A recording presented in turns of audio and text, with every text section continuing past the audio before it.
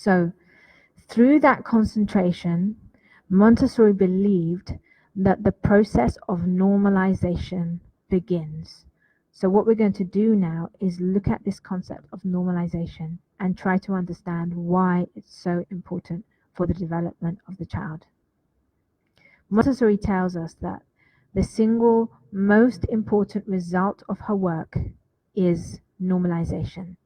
She's not saying the most important result of my work is that the children can read well, or the most important result of my work is that the children can, write their letters, or that the children are, connected to their inner teacher, or whatever it is. Many aspects are important, but she's saying the most important is normalization. What is normalization? Montessori spoke about normalization as the innate, natural, positive disposition of the human being. It's the natural, positive state that all human beings should actually be in. And when we are born in that state of fitra, that natural, positive disposition, which we as Muslims call fitra. So we are born in that state of fitra, and that is something that we should be in all along our lives until we end our lives. Our lives end here. Allah tells us in the Quran that He created man in the best of forms. So we are already created in the best, the most positive form. And that positive form of a human being is the positive characteristics and the positive state and disposition that we can be in. And that is what Montessori is talking about when she talks about normalization. The Prophet Muhammad ﷺ told us that every child is born in the state of fitra. And one of the ways that we can look at this hadith is to see that fitra state, that positive human state, which Montessori calls normalization, that is what we are born on. And it is through our external interactions with the environment, with the people that are around us. It is through our interaction with our own ego, our own willpower, that we come out of that positive state and we begin to develop negative qualities. But actually, the innate state of the human being is not negativity, it's positivity. And that's very easy for us to understand, because if you were to give a child a choice between having a negative experience or a positive experience, innately the child will always go towards the positive. In fact, there's a research that I was looking at that was conducted on babies or I think they were under 6 months of age. And they did tests to see whether these babies can tell the difference between positive and negative, whether they can tell the difference between positive characters and negative characters. And through that research, they concluded that even babies have this innate ability to choose the positive. And normalization is that positive state, is that fitra state that we were born into. So we're talking about positive and negative, and it can be quite confusing about what this normalization is. Firstly, I'd like to just emphasize that normalization can be a state, and it can also be a process. So we can talk about the process of normalization, which would be the process in which we come back to our fitra state. And we can also talk about being normalized or having normalization, and that is being in the state. So as I talk, I hope I don't confuse you, because as a Montessori teacher, it's very natural the way in which I use the word. But we're talking either about the process or we're talking about the state. So the process would be that, a child has already developed certain negative characteristics from their environment, from their interactions. They've picked up these negative characteristics that are not part of the fitra of the human being. And then the process of normalization brings them back to this positive characteristics. Montessori tells us that actually most 2.5 to 3-year-olds have already lost their normalization. And she says that one of our tasks as adults is to bring the child back to that state of normalization. So let's have a look at what kind of negative characteristics are we talking about in the child. And remember, we're talking about children, so we're not talking about the kind of negative characteristics that you find in adults or adolescents or so on. These are very pure characteristics that we may look at as being the opposite of positive. But for the sake of making this clear, I'm going to call them negative characteristics, but I do want you to know that the child themselves, it's not possible for them to be negative. It's not possible that the child is negative and bad in the way that we can understand it as adults. In the end, it's all coming out of the purity that they have.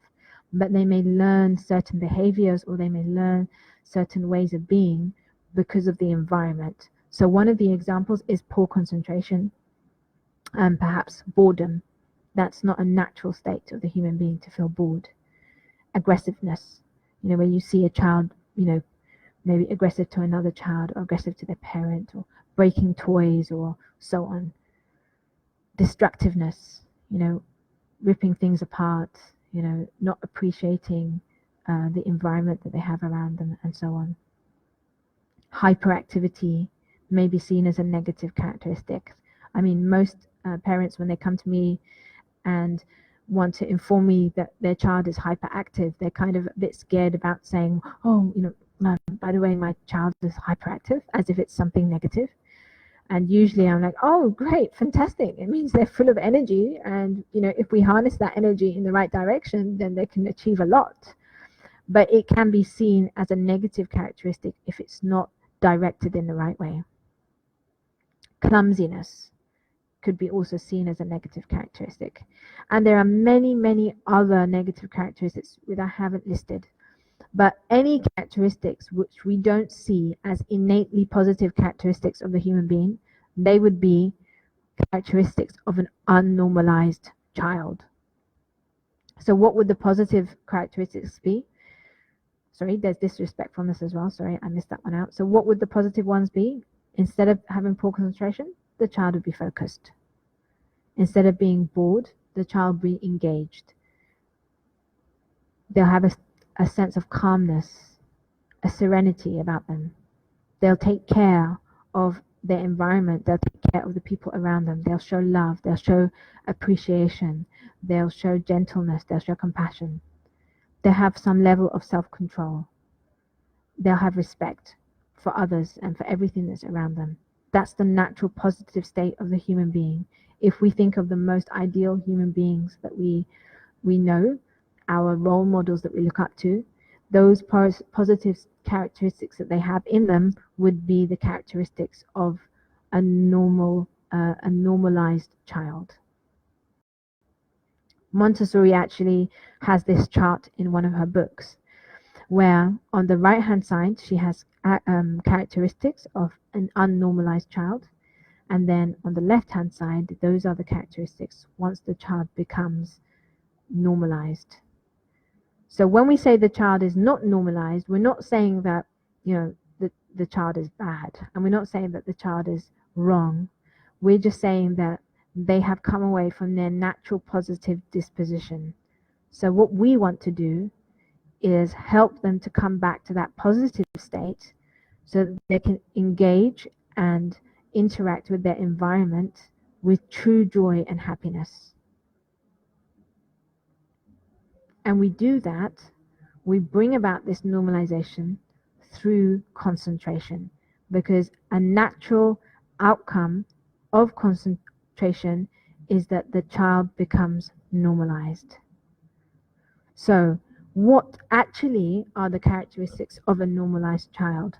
So Montessori, she listed several characteristics of what she called a normalized child, and those are what we're going to go through right now. I can see that there's a question there. I'm going to answer that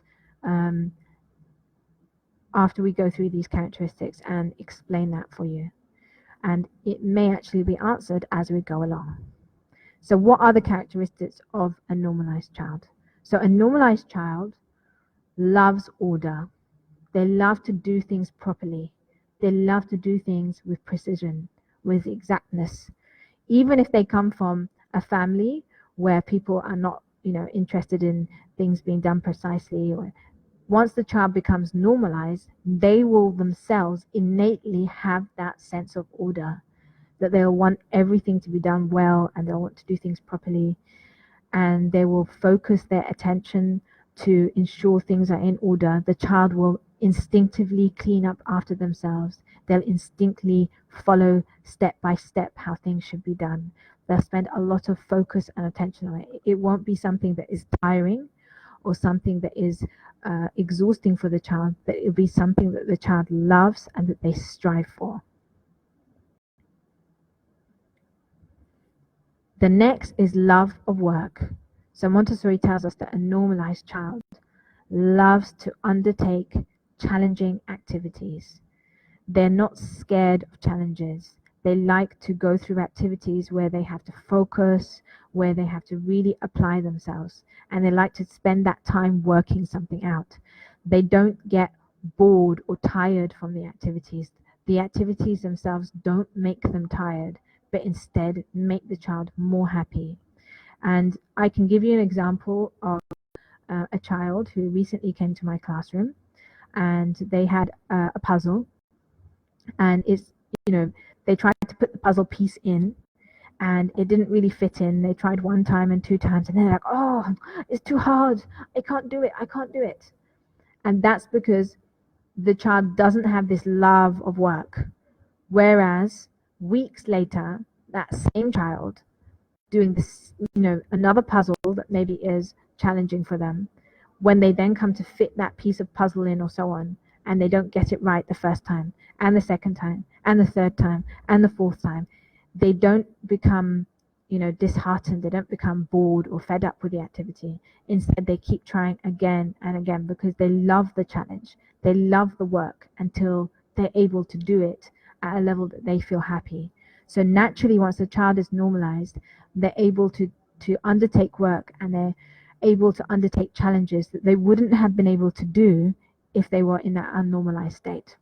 And remember, we spoke about work previously, and we said that the work of the child is different from the work of the adult. Us as adults, we work to fulfill a particular task that we need to do. So for example, if we're wiping the table, we're wiping the table because it's dirty and it needs to be wiped and clean. And once it's clean, that's it. We stop our work. Whereas the work of the child is not for the end product. The work of the child is for constructing themselves. And because the child is constructing themselves, they're not so focused on the end product. That's why they may keep wiping and wiping the table again. And even if it's clean, they may wipe it again and again and again, because what they're doing is they're constructing themselves. And so, they have this love of doing work again and again and again, because during that process of the child working, the inner teacher is building and constructing who they're going to be in the future. And also, the child who is normalized loves real work. So they will choose to do, like activities where, let's say, they're, baking something, or they're preparing food, something real, something meaningful, which we also said is a sensitive period for children who are at a certain age. The next characteristic of a normalized child is spontaneous concentration. Montessori said that children who are normalized will spontaneously go into this deep zone of concentration, and they'll be focused and attached to the activities that they're doing for a long period of time. And she said when that when that concentration is in, then the child will not be distracted by things that happen in their surrounding, because they'll be completely focused and logged into that zone of concentration. She said that a normalized child has an attachment to reality, and they're not so focused and interested in fantasy. And this is something that we see normally take place in a child once they begin this process of normalization. Instead of choosing to play with toys that are make believe, they'll start to naturally go towards the real work, which is something challenging, which is going to extend their learning and development. So, for us as Montessori teachers, the child would for us as Montessori teachers, we see work as the child's play. And that's what Montessori tells us. She says, play for the child is the work that they're doing in the Montessori classroom. There isn't actually a difference. But we as teachers, we call it work because we give it that very, very high level of importance. We're not looking down at it as the activity of the child as just something, minimal, something insignificant. No, for us, it's like work. It's the work of building that human being, the person who they're going to be. So the child has this attachment to reality, and that's why they choose these real meaningful activities, and they choose this real meaningful work, and they want to do something that has a meaning behind it. And naturally at that time, you'll see the child will stop engaging and choosing fantasy activities. They won't be constantly talking about being a fairy or being like a princess or so on. That will just normally kind of die down. And this happens, across board with children all over the world. Once that concentration comes, they'll begin to show that focus on real objects rather than choosing things that are fake. They'll have this natural love of silence and of working alone. If you observe a child who doesn't like to be alone, who is constantly in need of noise, background noise, talking, overly talking, incessantly talking too much, then that is a characteristic that shows us that that child is not normalized. Because the natural state of the human being is that we want that inner silence, that inner peace, that we like to sometimes, not always, but sometimes have time alone, so that we can refocus, so that we can bring back our energies, bring back our attention to the purpose that we have. And that's an innate state of the human being. So when you see children who are opposite to that, you automatically know that they're not in that normalized state, and therefore they need concentration to kind of bring them back to that.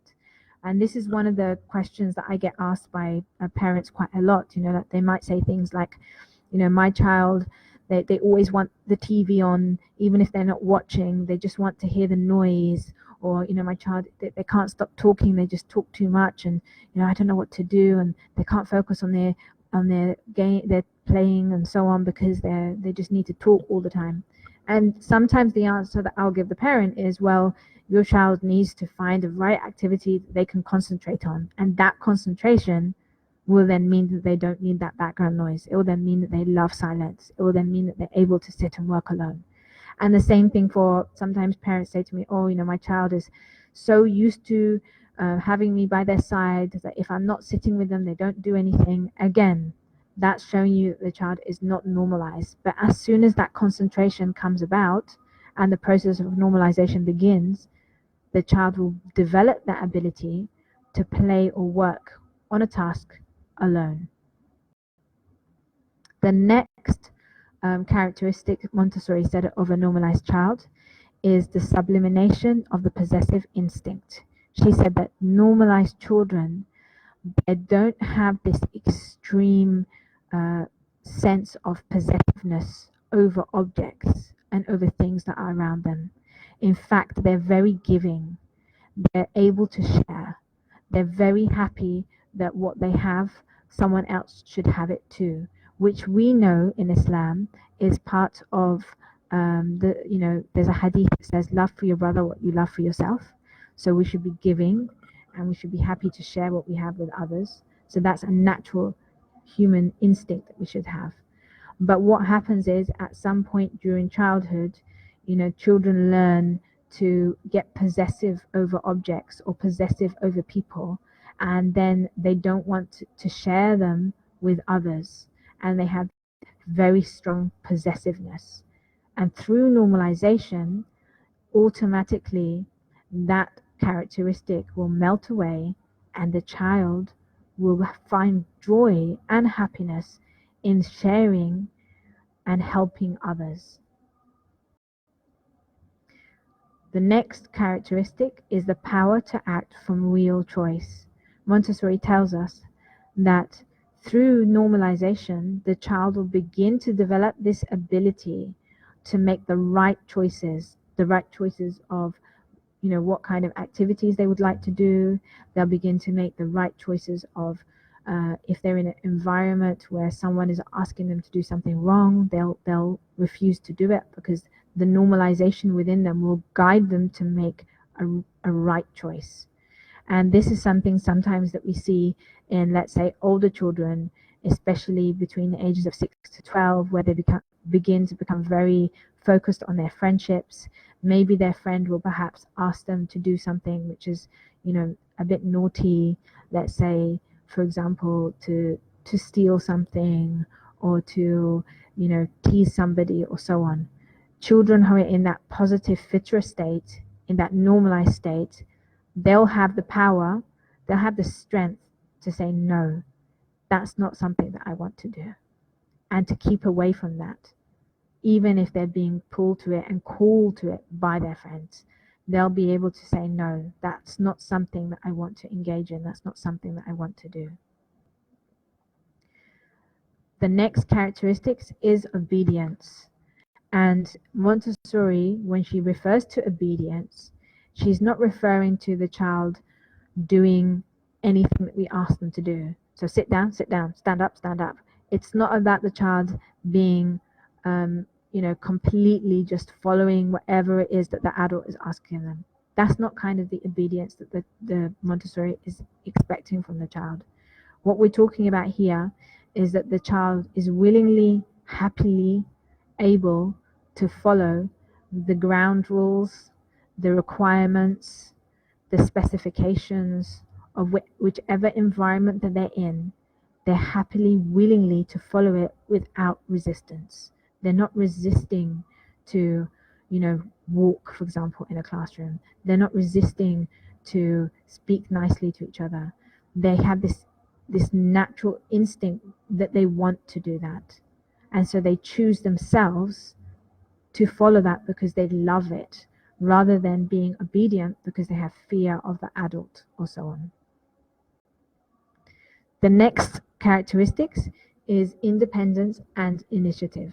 And this is where we see the child, as we've spoken about earlier, and we've looked at different videos, and we see the child is really able to do a lot by themselves without constantly going to an adult, constantly going to their mother, or constantly going to their teacher, asking for help, asking for, praise. The child has this independence. They're happy to go about doing what it is that they need to be doing for their learning and their development, without constantly needing an adult beside them. And they also have this initiative which guides them to, making the right choices and solving problems in a positive way, without having to always go back to the adult and constantly seek approval, or constantly seek company of an adult. Usually in a Montessori classroom, when a child will first come in, we'll see that they find it quite difficult to sit and work alone, and they need the teachers with them a little bit more.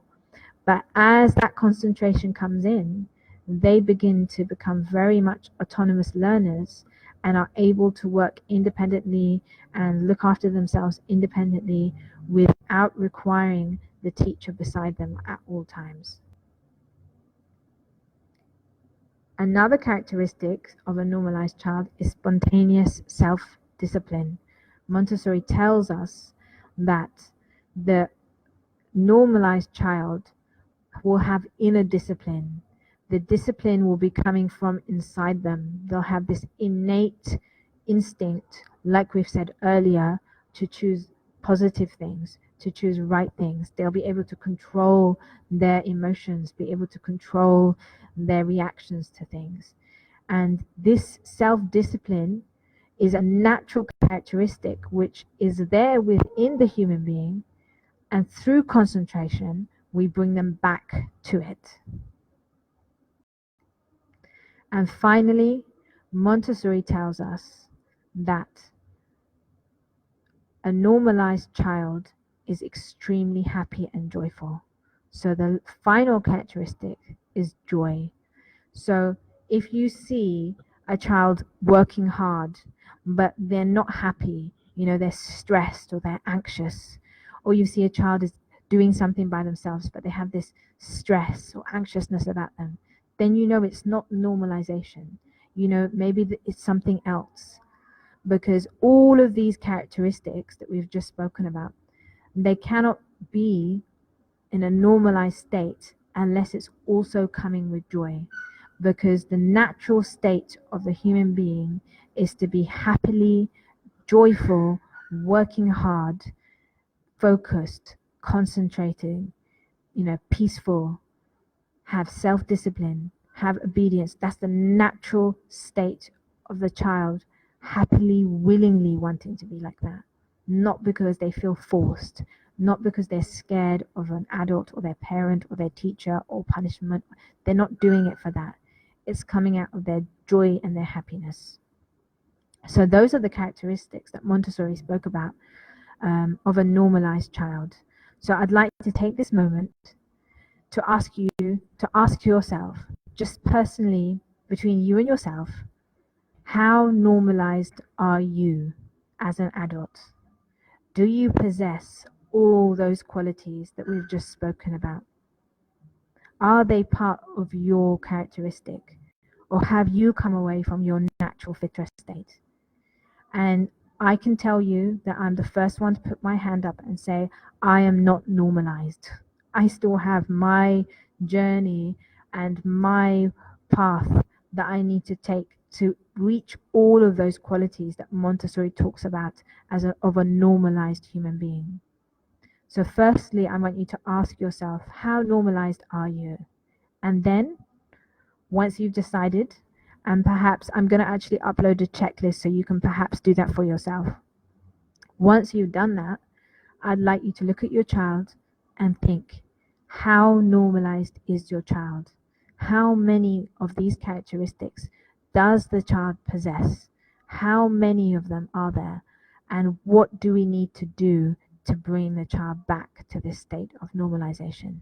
And as we said earlier, it's through concentration. So what kind of activities shall we provide the child so that they can reach these qualities of normalization? I'm going to upload a checklist so that you can use that with your child, or you can use it with yourself. And my advice is to do this observation on the child and check off how you see their normalization is, and then give them a period of, let's say, 4 weeks or 6 weeks, where you try to find the right activities that will engage the child and develop that concentration. And once you really feel that the child has developed this habit of concentration and you start to see changes, then do the same observation again on the child, so that you can now see the difference between the child in terms of their process of normalization. You can see where the child was at the beginning, and then how they're transformed through concentration.